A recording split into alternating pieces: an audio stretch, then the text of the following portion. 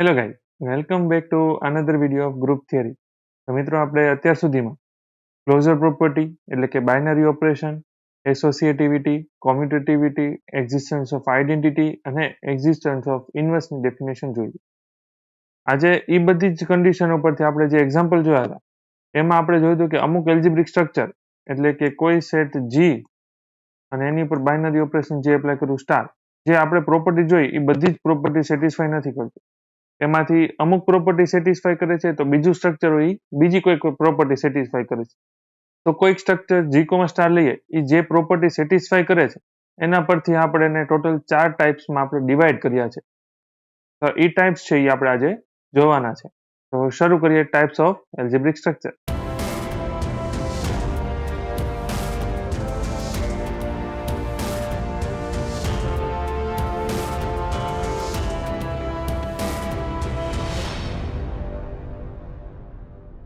તો મિત્રો, આ જે ટાઈપ્સ ઓફ એલ્જિબ્રિક સ્ટ્રક્ચર છે એને આપણે ટોટલ 4 પાર્ટમાં આપણે ડિવાઈડ કર્યા છે. એમાં પહેલો પાર્ટ છે ક્વોશી ગ્રુપ, બીજો પાર્ટ છે સેમી ગ્રુપ, ત્રીજો પાર્ટ છે મોનોઇડ અને ફોર્થ પાર્ટ ગ્રુપ. તો પહેલા જોઈએ ક્વોશી ગ્રુપ, સેમી ગ્રુપ અને મોનોઇડ. એને આપણે કઈ રીતે ડિવાઈડ કરાવી.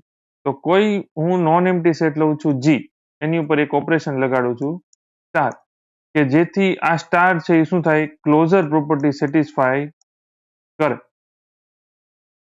ક્લોઝર પ્રોપર્ટી શું કરે છે, સેટિસ્ફાય કરે છે. તો જો કોઈ નોન એમ્પ્ટી સેટમાં ઓપરેશન એ ક્લોઝર પ્રોપર્ટી સેટિસ્ફાય કરે તો આ જે એલ્જિબ્રિક સ્ટ્રક્ચર મળશે જી સ્ટાર, એને શું કહેવાશે, ક્વોશી ગ્રુપ. અને એનું એક બીજું નામ પણ છે ગ્રુપોઇડ. બરાબર, એટલે બીજું કાંઈ આમાં જોવાનું નથી કે ક્વોશી ગ્રુપમાં શું કહેવાય, તો કે જે નોન એમ્પ્ટી સેટ છે જી, એની ઉપર હું એક ઓપરેશન સ્ટાર લગાડું, જો એ ક્લોઝર પ્રોપર્ટી સેટિસ્ફાય કરે તો એ જે જનરેટ થશે એલ્જિબ્રિક સ્ટ્રક્ચર, એને શું કહેશું આપણે, ગ્રુપોઇડ કહેશું. બરાબર, ઉદાહરણ તરીકે લઈએ n પ્લસ. તો n પ્લસ માટે આપણે ક્લોઝર પ્રોપર્ટી શું હતી, તો કે ક્લોઝર પ્રોપર્ટી એટલે હું એલિમેન્ટ ઉપર બાયનરી ઓપરેશન લગાડું તો એનો જે આન્સર મને મળે એ પણ એ સેટમાં જોવો જોઈએ. તો બે ઇન્ટીજરનું એડિશન, અહીંયા સ્ટાર એટલે શું છે, એડિશન. તો એડિશન જે મને સી એટલે કોઈક ઇન્ટીજર જ મળશે એની n માં આવશે. તો આ જે એલ્જિબ્રિક સ્ટ્રક્ચર છે એ શું થઈ જશે, ગ્રુપોઇડ થઈ જશે, અથવા ક્વોશી ગ્રુપ પણ કહી શકો છો. હવે બીજા પાર્ટ ઉપર આવી કે સેમી ગ્રુપ. તો એના માટે હું કોઈક નોન એમ્પ્ટી સેટ જી લઉં છું અને એક ઓપરેશન સ્ટાર લઉં છું. જો સ્ટાર છે એ ક્લોઝર પ્રોપર્ટી સેટિસ્ફાય કરે, કઈ property, closure property. Closure property એટલે શું, તો કે a star b belongs to g for every ab belongs to g. એટલે કે આ કન્ડિશન સેટિસ્ફાય કરે એટલે કે ઈ ગ્રુપોઇડ તો થવું જોઈએ, ક્વોશી ગ્રુપ તો થવું જ જોઈએ. પણ હજી એક કન્ડિશન એક્સ્ટ્રા આપું છું. કઈ કન્ડિશન, એસોસિએટિવિટી. એસોસિએટિવિટી કન્ડિશન શું હતી, તો a star b star c is equal two a star b star c. કોની માટે, તો કે બધા જ એલિમેન્ટ abc માટે. કોના, સેટ g ના. તો જો કોઈ નોન એમ્પ્ટી સેટ જી અને સ્ટાર ઓપરેશન લઉં તો આ જે એલ્જિબ્રિક સ્ટ્રક્ચર મળે એ પહેલી પ્રોપર્ટી ક્લોઝર અને એસોસિએટિવિટી, આ બંને કન્ડિશન છે એ સેટિસ્ફાઈ થાય તો આ જે એલ્જિબ્રિક સ્ટ્રક્ચર જી સ્ટાર છે એને હું શું કહી શકું, સેમી ગ્રુપ કહી શકું. બરાબર, તો એના માટે એક એક્ઝામ્પલ લઈએ n પ્લસ. કારણ કે આપણે શરૂઆતમાં જોયું છે કે n છે એ ક્લોઝર તો થશે જ, એટલે કે બે ઇન્ટીજરનું એડિશન ઇન્ટીજરમાં એટલે ક્લોઝર થઈ ગયું. અને એડિશન માટે એસોસિએટિવ લો છે એ એપ્લાય કરી શકાય, એટલે કે a plus b plus c is equal two a plus b plus c. આવું તો થશે જ હંમેશા. તો n પ્લસ એ જે એલ્જિબ્રિક સ્ટ્રક્ચર મળ્યું એ શું થઈ જશે, સેમી ગ્રુપ થઈ જશે. બરાબર, જો એ ગ્રુપોઇડ પણ થશે. ગ્રુપોઇડની કન્ડિશન આમાં જ આવી ગઈ ક્લોઝરની, એટલે જે ક્લોઝરમાં ગ્રુપ સેમી ગ્રુપ થાય તો ગ્રુપોઇડ થવાનું જ છે, કારણ કે પહેલી કન્ડિશન તો થાય છે. એક્સ્ટ્રા કન્ડિશન આવી કે એસોસિએટિવ પણ થવું જોઈએ. હવે થર્ડ ટાઈપ છે એ મોનોઇડ. તો મોનોઇડ શું કહે છે તો કે હું કોઈક નોન એમ્પ્ટી સેટ જી લઉં અને એની ઉપર કોઈક ઓપરેશન સ્ટાર એપ્લાય કરું તો આ જે એલ્જિબ્રિક સ્ટ્રક્ચર મને મળે જી સ્ટાર એ કન્ડિશન કઈ કઈ સેટિસ્ફાય કરવી જોઈએ તો કે પહેલી ક્લોઝર બરાબર બીજી એસોસિએટિવ અને ત્રીજી એક્ઝિસ્ટન્સ ઓફ આઈડેન્ટિટી તો ક્લોઝર એટલે કઈ condition A star B belongs to G કોની માટે તો કે એ અને બી જી માં હોય એની માટે એસોસિએટિવ એટલે A star B star C is equal to A star B star C અને આ એક્ઝિસ્ટન્સ ઓફ આઈડેન્ટિટી એટલે કઈ કન્ડિશન થાય તો કે for every A belongs to G there exists an element e belongs to g such that શું થવું જોઈએ a star e equal to a equal to e star a તો આ e એલિમેન્ટ છે એને શું કહેવાય આઈડેન્ટિટી એલિમેન્ટ એટલે કે કોઈક g સ્ટાર માટે જો આ ત્રણે ત્રણ કન્ડિશન સેટિસ્ફાય થાય તો એને આપણે શું કહેશું મોનોઇડ કહેશું એનો પણ એક એક્ઝામ્પલ લઈએ જો હું n પ્લસ જ લઉં તો આપણે ઉપર જોયું કે n પ્લસ છે એ ગ્રુપોઇડ અને સેમી ગ્રુપ થાય છે એટલે કે ક્લોઝર ને એસોસિએટિવ થાય છે પણ આનો એક્ઝિસ્ટન્સ ઓફ આઈડેન્ટિટી માટે વાત કરું તો a પ્લસ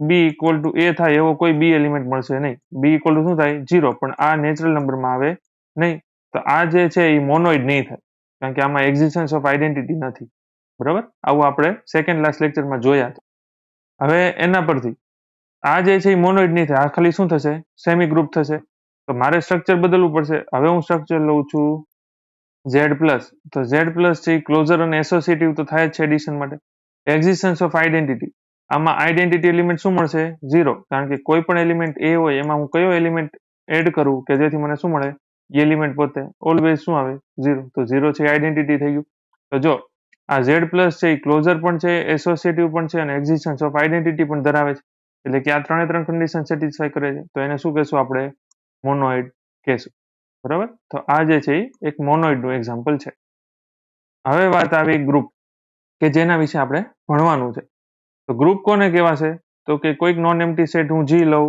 એની ઉપર ઓપરેશન સ્ટાર લગાડું અને જો આ એલ્જિબ્રિક સ્ટ્રક્ચર માટે closure property associative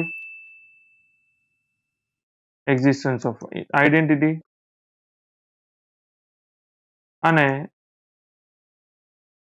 existence of inverse જો એલ્જિબ્રિક સ્ટ્રક્ચર જી સ્ટાર આ ચારે ચાર કન્ડિશન સેટિસ્ફાય કરે કઈ કઈ ચાર કન્ડિશન તો અહીંયા ક્લોઝર માટે શું લખાય A star B belongs to G for every A B belongs to G associative એટલે A star B star C is equal to A star B star C existence of identity એટલે શું for every A belongs to G there exists e belongs to g so that શું થાય a star e equal to a is equal to e star a અને ચોથી condition existence of inverse શું છે a belongs to g there exists some element a dash belongs to g such that a star a dash equal to શું થવું જોઈએ e અને equal to a dash star a જો આ condition satisfy થાય તો a dash ને element a નો શું કહેવાય ઇનવર્સ કહેવાય તો જો ગ્રુપ છે એ આ ચારે ચાર કન્ડિશન સેટિસ્ફાય કરે એવા એલ્જિબ્રિક સ્ટ્રક્ચરને કહેવામાં આવશે બરાબર અને આવો એક એક્ઝામ્પલ કે જે આ ચારે ચાર કન્ડિશન સેટિસ્ફાય કરે એવો આપણે જ્યારે એક્ઝિસ્ટન્સ ઓફ ઇનવર્સની વાત કરી ત્યારે જોયું હતું કયો એક્ઝામ્પલ હતો ઝેડ પ્લસ કારણ કે આમાં આઈડેન્ટિટી એલિમેન્ટ ઇક્વલ શું મળતું હતું 0 અને એ નો ઇનવર્સ કોઈક એ બિલોંગ્સ ટુ હું ઝેડ લઉં તો એનો ઇનવર્સ એલિમેન્ટ શું મળે છે A dash equal to minus A એટલે કે એલિમેન્ટ ને હું માઇનસ સાઇન વડે મલ્ટીપ્લાય કરી દઉં તો એ આ જ એલિમેન્ટ નો શું હશે ઇનવર્સ એલિમેન્ટ હશે બરાબર તો ઝેડ પ્લસ છે એ ગ્રુપ છે એવું કહેવાશે શું કામ તો કે આ ચારે ચાર કન્ડિશન સેટિસ્ફાય કરે છે એટલે હવે અહીંયા જે આપણે શીખ્યા અત્યાર સુધીમાં એને હું સમઅપ કરું છું એક ટેબલ ફોર્મ કરીને